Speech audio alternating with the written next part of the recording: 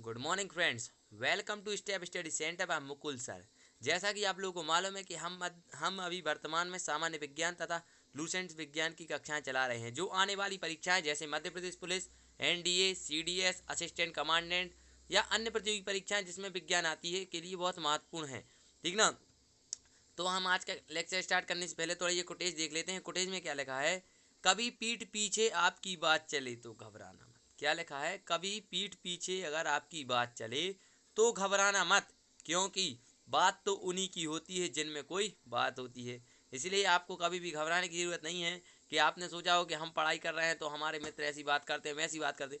बात है आप में, इसीलिए तो वो बात कर रहे हैं, नहीं तो क्यों बात करते? वो अपना टाइम बर्बाद करते। आपके अंदर वो क्वालिटी है, इम्प्रूव हो रही है, जिस कारण से वो बच्चे या जो आपके जो दोस्त मित्र या दुश्मन हैं वो आपकी बात कर रहे हैं। क्यों?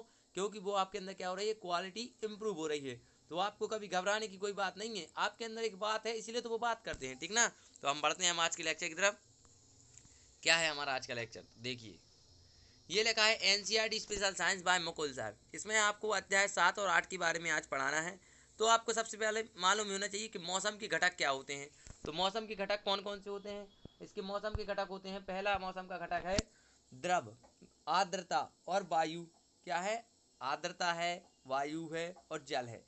ये मौसम के घटक हैं, इनके कारण ही मौसम में परिवर्तन होते हैं। ठीक ना। अब आते हैं दूसरी बात।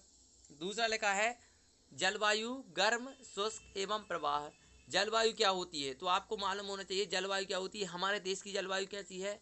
मानसूनी जलवायु है। जलवायु का मतलब होता है जहाँ पर वो वातावरण जिससे कि वहाँ पर रहने वाले लोगों को उसका विपरीत प्रभाव ना पड़े, क्या कहलाती है? जलवायु कहलाती है। अब गर्म जलवायु और शुष्क जलवायु दो प्रकार की जलवायु होती है।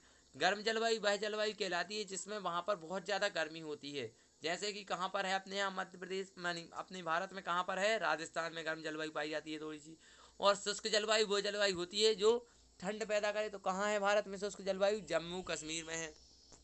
आप सोचिए कि भारत एक ऐसा देश है जहाँ पर बर्फ भी है, मीन्स बर्फ के पहाड़ भी हैं और रेगिस्तान भी है, दलदल भी है। मीन्स भारत में हर एक चीज़ है। आप सोच सकते होंगे ऐसा कोई देश नहीं है कि जहाँ हर एक चीज़ पाई जाती हो। भारत लेकिन एक ऐसा देश है जहाँ हर एक प्रकार की चीज़ पाई जाती है। ठीक ना।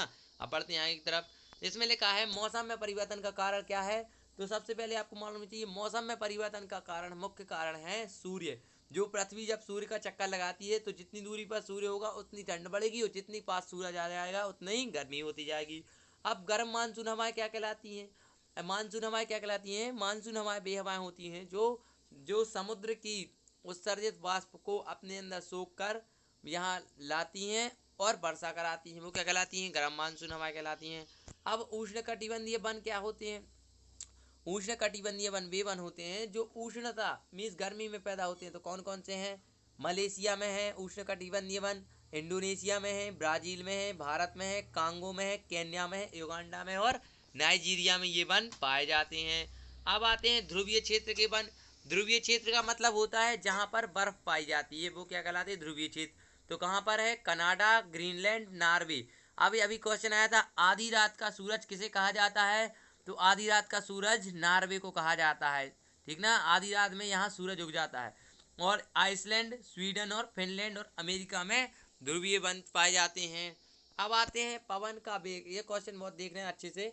पवन का वेग बढ़ने से वायुदाब घट जाता है। क्या होता है? पवन का वेग बढ़ने से वायुदाब घट जाता है। और गर्म वायु ठंडी वायु की अपेक्षा हल्की होती है। ठीक ना। गर्म वायु ठंडी वायु की अपेक्षा हल्की होती है। अब आते हैं पवन हमेशा जो हवा होती है वो हमेशा अधिक वायुदाब वाले वेग से कम वायुदाब वाले वेग की ओर प्रभावित होती है। आप देखिए यहाँ थोड़ा मैंने आपको यहाँ जो चित्र वगैरह बनाए हैं, स्लाइड थोड़ी लगा दी थी तो सॉरी, मैंने ये चित्र वगैरह बनाए थे आपके लिए, स्लाइड लगाई है एनसीईआरटी बुक की। तो इस स्लाइड में आपको देखने को मिल रहा होगा टॉर्नेडो। तो टॉर्नेडो क्या होता है? टॉर्नेडो की थोड़ी विशेषता देख लीजिए। टॉर्नेडो जो होता है ये दिख रहा है। टॉर्नेडो की न्यूनतम जो वो होती है चाल, वो कितनी होती है? 300 किलोमीटर प्रति घंटा की रफ्तार से। तो आप थोड़ा टॉर्नेडो के बारे में थोड़ा देख लीजिए कैसा बना होता है। टॉर्नेडो देख रहे हैं आप, यहाँ पर एक समुद्र की छोटी सी बिल्कुल पत्थर जो छोटी सी लाइन दिख रही है, ये पानी की लाइन है और ऊपर बहुत बड़ा फुब्बारा टाइप में दिख रहा है, ये टॉर्नेडो है। ये मैंने कहाँ से लिया है? National cellular stars laboratory. आधार है भारत मौसम विज्ञान विभाग, नई दिल्ली से लिया है। अब इसके बाद आपको ये मालूम होना चाहिए ध्रुवीय क्षेत्र में जो जंतु पाए जाते हैं उनके अंदर कुछ ना कुछ प्रकार की खासियत तो पाई जाती होगी, जब तो वो वहाँ रह पाते हैं। तो सबसे पहले उनके शरीर पर बालों का बहुत ज़्यादा बाल होते हैं और जिससे कि वो ठंड से बच सकें। और इनके जो पैर होते हैं वो गद्देनुमा होते हैं जिससे वो बर्फ़ में नहीं दबें। और ये इनकी सूंघने की क्षमता बहुत तीव्र होती है जिससे वो अपना शिकार ढूंढ सकते हैं। ये सफ़ेद होने के कारण इनके पृष्ठ तनाव दिखाई नहीं देता है, पृष्ठभूमि में यह दिखाई नहीं देते हैं। ये सफ़ेद होते हैं और बर्फ़ भी सफ़ेद होती है, ठीक ना। यह बर्फ़ पर चलने में सहायता करते हैं। इनके जो नाखून होते हैं वो बहुत अच्छे होते हैं जिससे कि ये बर्फ़ पर चल सकें। और इनकी त्वचा के नीचे वसा की एक परत होती है। ये क्वेश्चन बहुत अच्छे से रखना। जो ध्रुवीय क्षेत्र में पाए जाने वाले जंतु हैं उनकी त्वचा पर वर्षा की एक परत होती है। काय की वसा, एक वसा मैंने पहले वाले लेक्चर में पढ़ाया था, आपने अगर अच्छे से पढ़ा होगा तो वसा की एक परत होती है। अब देख लीजिए समुद्र में जो सुनामी आते हैं, चक्रवात आते हैं, उनका चित्र कैसा रहता है सैटेलाइट। तो सैटेलाइट चित्र ऐसा रहता है, बीच में थोड़ा सा छेद रहता है और चारों तरफ पानी पानी घूमता हुआ दिखाई देता है। अब देखिए यहाँ पर निम्नलिखित प्रवाह चित्र आपको उस परिघटना को समझाते हैं, सहायता देंगे जिसके कारण बादलों का निर्माण और वर्षा होती है तथा तूफान और चक्रवात बनते हैं। तो देखिए दो क्षेत्रों के बीच ताप का अंतर होता है, फिर वायु में प्रवाह एवं धारा उत्पन्न होती है, फिर गर्म वायु ऊपर उठती है और जिससे न्यून दाब का क्षेत्र उत्पन्न होता है, और फिर उसके बाद गर्म वायु ऊपर उठकर ठंडी होती है, उसमें उपस्थित जलवाष्प संघनित होकर बादल बनाती है और बादल में बड़ी जल बूंदें भूमि पर वर्षा और ओले और हिमपात के रूप में गिरती हैं और वायुमंडल के ऊंचे स्तरों पर पानी को नीचे गिरती बूंदें और ऊपर उठती वायु परस्पर उच्च वेग से गति करती हैं जिससे तड़ित झंझावात का निर्माण होता है। मौसम की कुछ परिस्थितियों में झंझावात चक्रवात का रूप धारण कर सकती हैं। अब देखिए यहाँ पर, अब आते हैं हम यहाँ पर कि आखिर चक्रवात का निर्माण कैसे होता है, कैसे इसका चित्र बनता है। देख लीजिए, थोड़ा अच्छे से देखना। अब आपको किसी चक्रवात का केंद्र एक शांत क्षेत्र होता है। क्या होता है? शांत क्षेत्र मीन्स वहां पर कोई भी प्रकार की हलचल नहीं होती है। कोई विशाल चक्रवात वायुमंडल में वायु की तेजी से घूर्णन करता पिंड होता है। क्या होता है? वायु में तेजी से घूर्णन करता पिंड। आप देख रहे होंगे यहाँ पर, देखिए ये कितना घूमता हुआ दिख रहा है। अब देखिए पृथ्वी तल से 10 से 15 किलोमीटर की ऊंचाई पर स्थित होता है। कितना? 10 से 15 किलोमीटर। सोच सकते हैं आप बात को, चक्रवात कितना ऊंचा होता होगा? 10 से 15 किलोमीटर ऊंचाई पर स्थित होता है। चक्रवात के नेत्र का व्यास, चक्रवात के नेत्र का व्यास 10 से 30 किलोमीटर तक होता है। 10 से 30 किलोमीटर, समझ सकते होंगे 10 से 30 किलोमीटर क्या होता है। यह बादलों से मुक्त क्षेत्र होता है और इसमें पवन का वेग न्यून होता है। यहाँ पवन का वेग क्या होता है? न्यून होता है। इसमें शांत और स्पष्ट नेत्र के इर्द गिर्द लगभग 150 किलोमीटर अमाप का बादल का क्षेत्र होता है। कितना? 150 किलोमीटर का, ठीक ना। और इसका नेत्र की पवन 150 से 250 किलोमीटर प्रति घंटे की रफ्तार से और सघन वर्षा वाले बादल होते हैं। क्या होते हैं? बादल भी होते हैं। इस क्षेत्र में भरे पवन वेग क्रमशः कम होता जाता है। क्या होता जाता है? कम होता जाता है।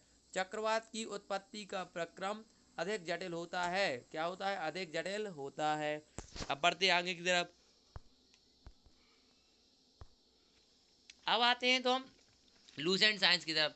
तो लूसेंट साइंस में हम पिछली क्लास में पढ़ चुके हैं, वो आप लेक्चर में देख लीजिएगा। इसके बाद इसमें लूसेंट साइंस में पृष्ठ तनाव के बारे में पढ़ाया जाना है।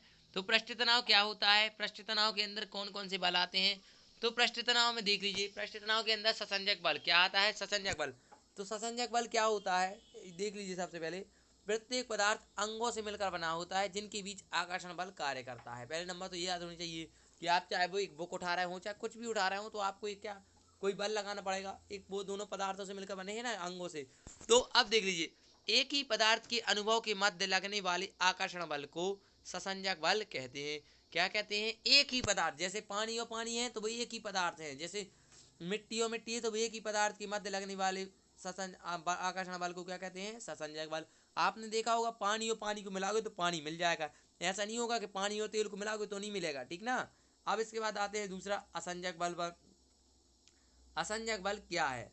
असंजक बल दो विभिन्न भिन्न पदार्थों के अणुओं के मध्य लगने वाले आकर्षण बल को असंजक बल कहते हैं। जैसे कौन कौन सा? ऑयल और वाटर। आप जोड़ेंगे तो नहीं जुड़ेंगे, क्या नहीं? ऑयल और वाटर नहीं जुड़ेंगे, ये दोनों क्या हो जाएंगे? अलग हो जाएंगे। आपने देखा होगा ऑयल और वाटर का, आप एग्जाम्पल भी करके देख सकते हैं घर पर, क्योंकि ऑयल और वाटर दोनों आपके घर पर उपलब्ध होंगे। तो आसंजक बल के कारण ही जल किसी वस्तु को भिगोता है, और इस बल के कारण ही ब्लैक बोर्ड पर चाक से लिखा जा सकता है। किस बल के कारण? आसंजक बल के कारण ही ब्लैक बोर्ड पर चौक से लिखा जा सकता है और जल किसी वस्तु को भिगोता है। अब बढ़ते हैं आगे। पारा कांच पर नहीं चिपकता है। क्वेश्चन ऐसा आ सकता है, पारा कांच पर नहीं चिपकता है, क्यों? तो उसका कारण है, कांच और पारे के अणुओं के मध्य लगने वाला असंजक बल पारे के अणुओं के मध्य लगने वाले ससंजक बल से कम होता है। ठीक ना। अब आते हैं आगे की तरफ। पानी कांच पर चिपकता है क्योंकि पानी और कांच के अणुओं के मध्य लगने वाला असंजक बल पानी के अणुओं के मध्य लगने वाले ससंजक बल से क्या होता है? अधिक होता है। अब आते हैं पृष्ठ तनाव क्या होता है।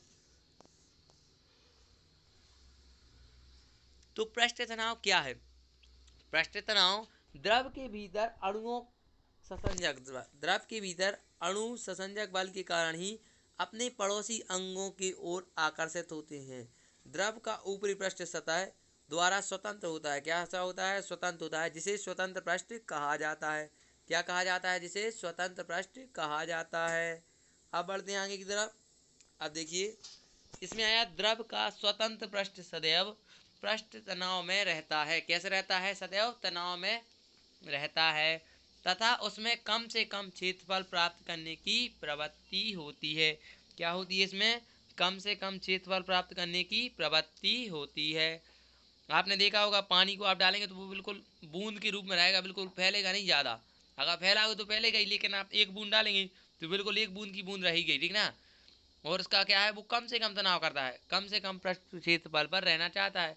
अतः किसी द्रव का पृष्ठ तनाव वह बल है जो द्रव के पृष्ठ पर खींची गई काल्पनिक रेखा के इकाई लंबाई पर रेखा के लंबवत पृष्ठ के तल में कार्य करता है। इसका एसआई मात्रक न्यूटन प्रति मीटर होता है या जूल प्रति मीटर वर्ग होता है। ठीक ना। अब आगे बढ़ते हैं। इसमें लिखा है द्रव का ताप बढ़ने पर पृष्ठ तनाव कम हो जाता है। जैसे आपको क्वेश्चन आ जाए कि आपको गर्म सब्जी अच्छी क्यों लगती है? क्योंकि उसका पृष्ठ तनाव कम होता है। और क्रांतिक ताप पर यह कैसा हो जाता है? शून्य हो जाता है। ऐसा क्वेश्चन आएगा कि पृष्ठ तनाव क्रांतिक ताप पर कितना होता है? बढ़ता है, घटता है, अधिक शून्य होता है या परिवर्तन होता है? तो क्या होता है? शून्य हो जाता है। अब आते इसके उदाहरण देख लीजिए थोड़े। इसका उदाहरण है पहला, पतली सुई पृष्ठ तनाव के कारण ही पानी पर तैरती है। दूसरा आता है, साबुन डिटर्जेंट आदि जल के पृष्ठ तनाव को कम कर देते हैं, इसीलिए साबुन के द्वारा कपड़ा जल्दी साफ हो जाता है। तीसरा आता है, साबुन के घोल के बुलबुले बड़े इसलिए बनते हैं क्योंकि जल में साबुन घोलने पर पृष्ठ तनाव कम हो जाता है। अब इसमें ये लिखा है, समुद्र की लहरों को शांत करने के लिए क्या उसमें तेल क्यों डाल दिया जाता है? तो आपको क्या लगा देना है वहां पर? पृष्ठ तनाव को कम करने के लिए। अब आता है गरम सूप। सूट नहीं है यहाँ, क्या है? सूप है। सूप मीन्स दाल वगैरह कोई भी चीज आपने खाई होगी। सूप आपको स्वादिष्ट क्यों लगता है? क्योंकि उसका पृष्ठ तनाव कम होता है। मैंने अभी समझाया था सब्जी अच्छी क्यों लगती है। अब आते हैं पृष्ठ तनाव के कारण ही पानी से बाहर निकालने पर जो वो रहता है, अपन जो दाढ़ी बनाते हैं शेविंग ब्रश, उसके जो बाल होते हैं वो चिपक जाते हैं। अब इसके बाद आते हैं हम केशिकत्व पर। केशिकत्व क्या होता है? इसको कैसे पढ़ेंगे, कैसे समझेंगे, तो देख लीजिए। केश नली में द्रव के ऊपर चढ़ने या उतरने की घटना को केशिकत्व कहा जाता है। या द्रव के ऊपर चढ़ने या नीचे उतरने की घटना को क्या कहा जाता है? केशिकत्व। अब देख लीजिए केशिकत्व के कुछ उदाहरण देख लीजिए। पहला, ब्लॉटिंग पेपर पर स्याही को शीघ्र सोख लेता है। क्यों सोख लेता है? क्योंकि इसमें छोटे छोटे क्षेत्र किस नदी पर केश नली का कार्य करते हैं। कैसा? किस नदी नहीं, इधर क्या है? केश नली। केश नली का कार्य करते हैं। केश नली का क्या करते हैं? कार्य करते हैं। अब इसके बाद आते हैं दूसरे पर। लालटेन या लैंप की बत्ती में क्यों जलती है? क्योंकि वहाँ केशिकत्व काम करता है। आपने देखा होगा जब भी आप लालटेन जलाते होंगे या दिया आप जलाते होंगे तो उसमें जो रुई होती है उससे होकर तेल ऊपर चढ़ा जाता है। अब तीसरा आता है, कृत्रिम उपग्रह के अंदर किसी केस नली में जल को खड़ा किया जाए तो नली में चढ़ने वाला, नदी नहीं है यहाँ, नली में क्या है, यहाँ नली में चढ़ने वाले जल स्तंभ का प्रभाव भारी भार शून्य हो जाता है। कितना हो जाता है? शून्य मीन्स जीरो होने के कारण जल नली के दूसरे सिरे तक पहुंच जाएगा, चाहे केस नली कितनी भी लंबी क्यों ना हो। ठीक ना। अब आते हैं वर्षा के बाद किसान अपने खेतों की जुताई क्यों कर देते हैं? तो क्यों करते हैं जुताई? केशिकत्व की नलियों को तोड़ने के लिए, जिससे केशिकत्व का जल धरती में ही रहे, ऊपर सूखे ना। अब आते हैं 5वें बार, पेड़ पौधों की शाखाओं, तने और पत्तियों तक जल एवं आवश्यक लवण किसके कारण पहुंचते हैं? केशिकत्व के कारण ही पहुंचते हैं। अब ऐसा क्वेश्चन भी आ सकता है कि पानी में डूबा हुआ कंबल पूरा गीला हो जाता है, क्यों हो जाता है? केशिकत्व के कारण ही गीला हो जाता है। तो अगर आप लोगों को, बस मैंने कितने अच्छे से समझाया, बस आप लोगों को क्या करना है, इसको थोड़े ध्यान से पढ़ना है। जब तक आप ध्यान से नहीं पढ़ेंगे, जब तक आपको कुछ समझ में नहीं आएगा। देखिए यहाँ पर कितना अच्छे से लिखा है, सब बिल्कुल बढ़िया। अगर आपको अच्छे से समझना है तो इसको थोड़ा ध्यान से पढ़ते जाइए, और मैं जो बोल रहा हूँ उसको सुनते जाइए, एयरफोन लगाकर सुनिए, जिससे आपके कानों में ये बात गूंजती रहे। ठीक ना। अब आज का इतना ही था लेक्चर, कल मिलेंगे फिर दोबारा। अगर आपको वीडियो अच्छा लगा हो तो उसको लाइक कर दीजिए, शेयर कर दीजिए, सब्सक्राइब कर दीजिए। और मेरा कहने का मतलब ये है कि उस व्यक्ति के पास शेयर कीजिए जो व्यक्ति कोचिंग नहीं जा रहा है। भाई कोचिंग जा रहा है उसको तो सर लिखा ही रहे होंगे और नहीं भी लिखा रहे होंगे, लेकिन जो कोचिंग नहीं जा रहा है ना, उसके पास तो शेयर कर दो ना, जिससे वो क्या हो सके यार, पढ़ सके, अपने लाइफ में आगे बढ़ सके। ठीक है, मिलते हैं तो पर कल के लेक्चर में। Thank you.